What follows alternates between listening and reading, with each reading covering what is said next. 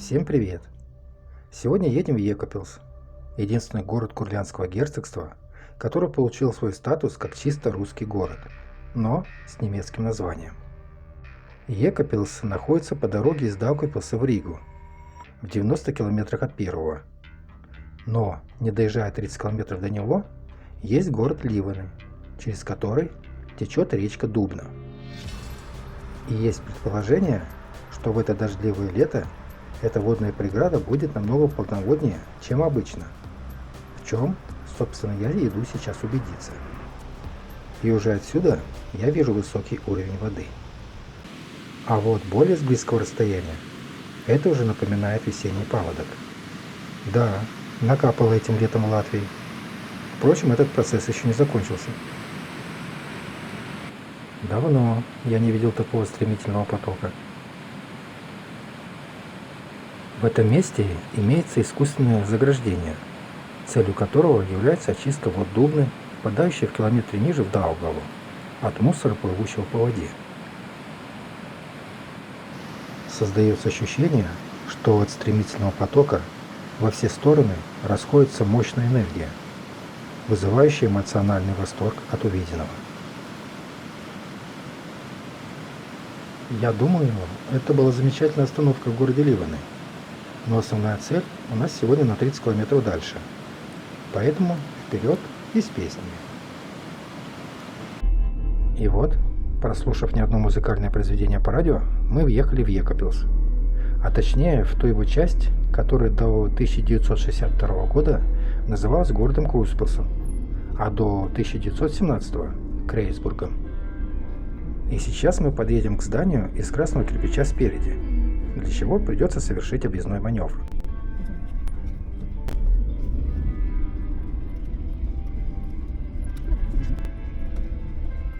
Данное архитектурное сооружение называется Круспилская православная церковь Святого Николая Чудотворца. Данный храм был построен в этом месте в 1908 году для православных жителей железнодорожного поселка, возникшего в этом месте в 1905 году. Жители поселка обслуживали недавно построенную Виндаво-Рыбинскую железную дорогу и являлись в основном переселенцами из Витебской губернии. А Виндавой раньше назывался сегодняшний город Вентспилс. На строительство храма деньги были выделены из царской казны, но несмотря на то, что средства были бюджетные, их не разворовали и построили весьма себе симпатичный храм, который радует глаз всех путешествующих в Ригу со стороны Даугавпилса и Резекна.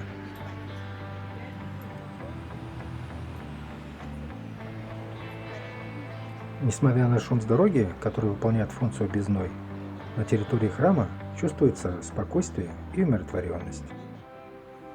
Но нам пора к следующей достопримечательности правобережной части Екапелса.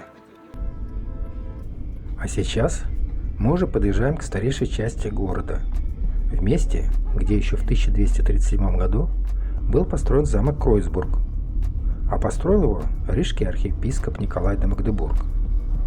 Название Кройсбург, или как еще говорят Крейцбург, пошло от первоначальной формы его постройки, которая была в виде креста. Но по мере хода человеческой истории в этом месте, приведшей к многочисленным войнам, замок неоднократно разрушался, отстраивался и перестраивался. Поэтому замок давно не напоминает первоначальный вариант. А может, это и к лучшему. По крайней мере, сейчас здесь есть тенек, в который мы поставим на отдых нашего железного немецкого коня. Оглядевшись вокруг, заприметили транспортный аппарат, который является соотечественником нашего. Только произведен на свет он был значительно раньше, еще в те далекие времена, когда в Даугавпилсе не было даже намека на знаменитую сегодня станцию технического осмотра транспортных средств. Судя по всему, это кабриолет с не очень хорошей аэродинамикой, на рессорной подвеске и без дверей. Приборная доска умиляет своей простотой и практичностью.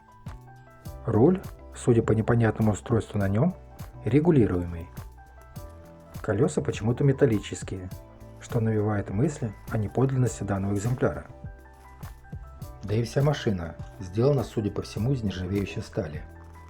И хотя нержавейка была запатентована в Германии в 1912 году, Все-таки настоящие экземпляры, которые выпускал немецкий автопром, были покрашенные. Но зато отсюда открывается один из лучших видов на замок, владельцами которого с 1585 года по 1920 были бароны Корф.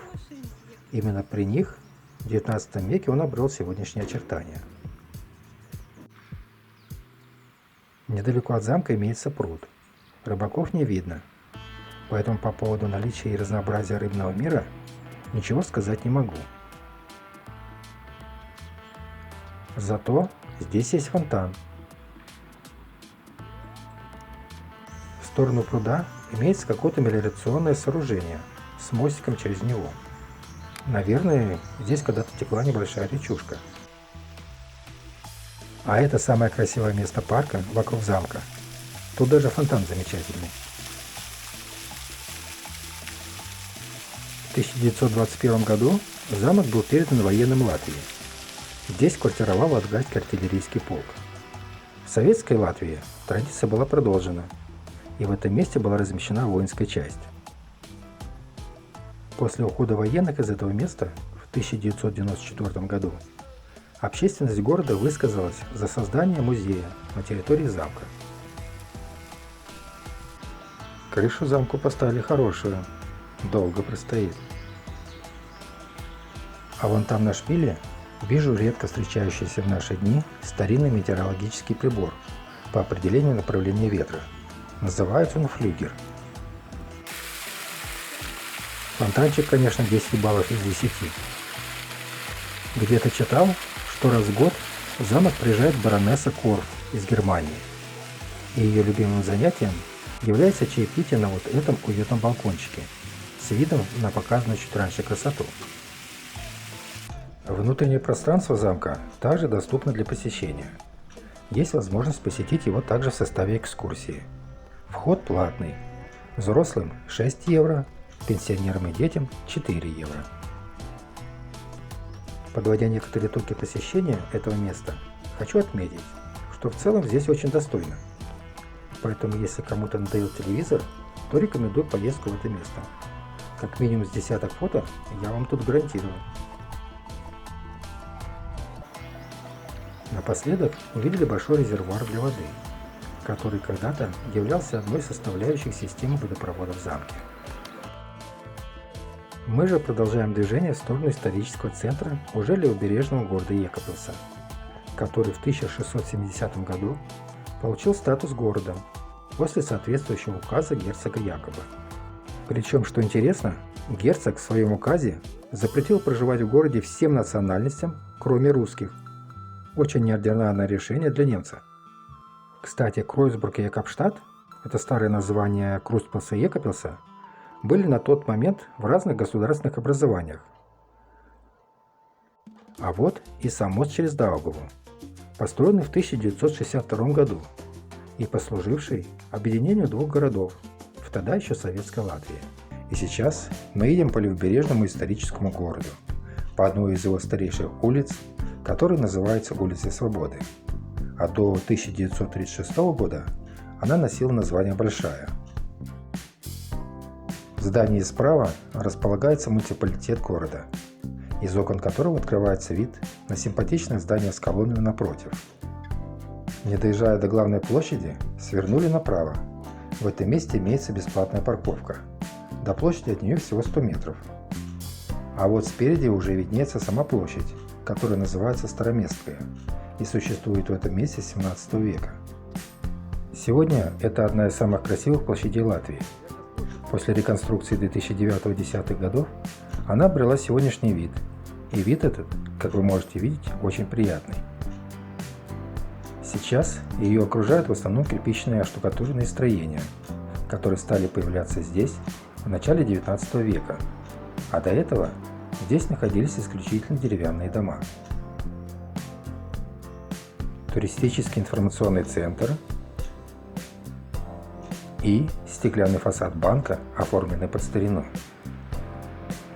А в остальном все очертания домов выглядят вполне уместно. На площади имеется несколько объектов экологического искусства, одним из которых являются вот эти весы. Судя по шкале на весах, можно взвесить вес до 150 кг, а глядя на ржавчину на металле, можно сказать, что материал действительно экологичный. Старинный столб для объявлений до сих пор работает по назначению. Небольшой скверик с цветочными клумбами и небольшим фонтаном посередине.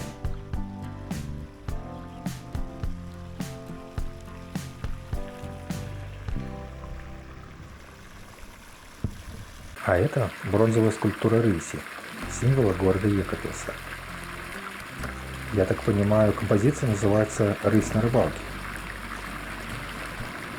Вокруг елочки, цветы, качели, скамейки и городской автобус, курсирующий в этом месте по Почтовой улице.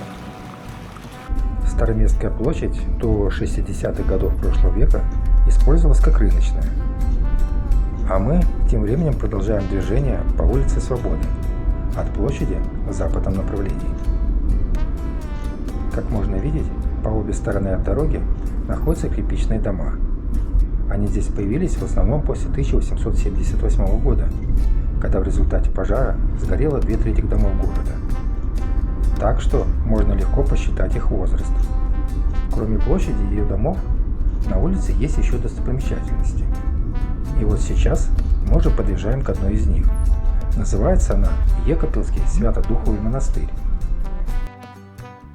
Монастырь является ровесником города. Его основателем считается купец Радкевич. Но давайте пройдем за ограду.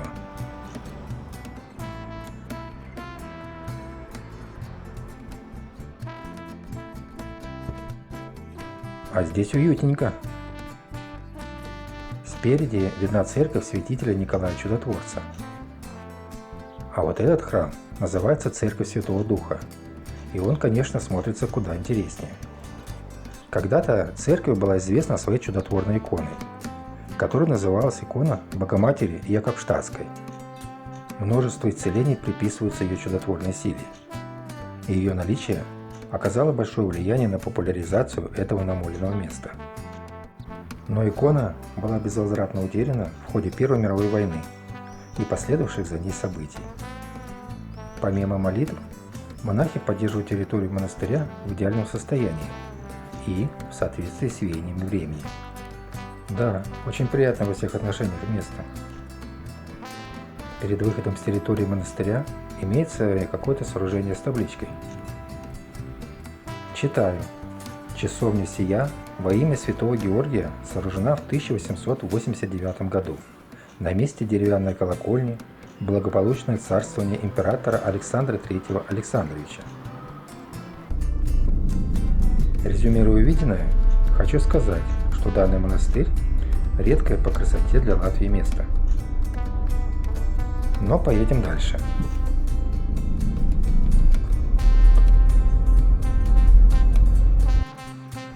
Буквально в 150 метрах за монастырем имеется скверик со скульптурой лошади и телегой. А недалеко от лошадки имеется набережная, вот с таким видом на Даугаву. К сожалению, в связи с реконструкцией дамбы набережной, прогулка здесь сегодня не получится. Ладно, едем дальше. И следующая наша остановка будет на главном пляже города, который находится на водохранилище Раджи и имеет восторженные отзывы от гостей города. И вот мы достигли цели. На плакате информация о данном месте отдыха. Ну что ж, пойдем посмотрим на то, как тут здорово отдыхать. На первый взгляд обычный пляж, а на второй – фонтан в озере, дорожка, обсаженная деревьями, которые используются в определенно оздоровительных целях, а в нашем случае и в познавательных. Пляжная зона по краю обустроена скамейками. Фонтан, конечно, не поражает воображение, но он есть.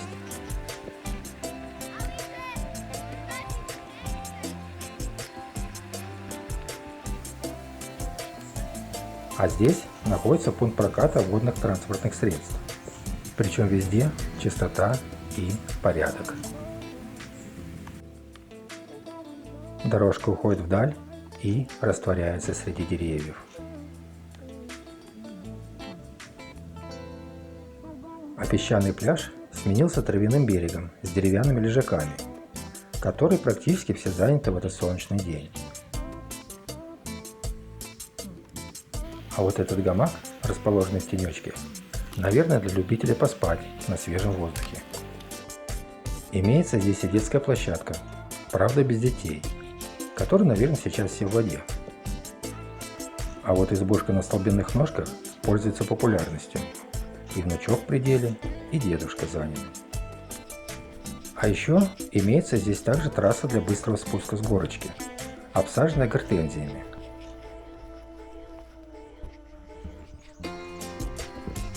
А вот песочница с большой и длинной спецлопаткой рядом.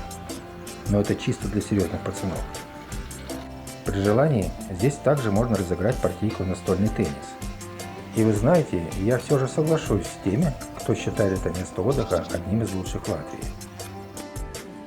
А вот смотрите, какая техника ездит по улицам Екапилса. И что характерно, чистая. А сейчас мы едем по Рижской улице в сторону Даугавпилса. Екапилс в очередной раз оставил себе отличное впечатление. Всем советую и спасибо за просмотр.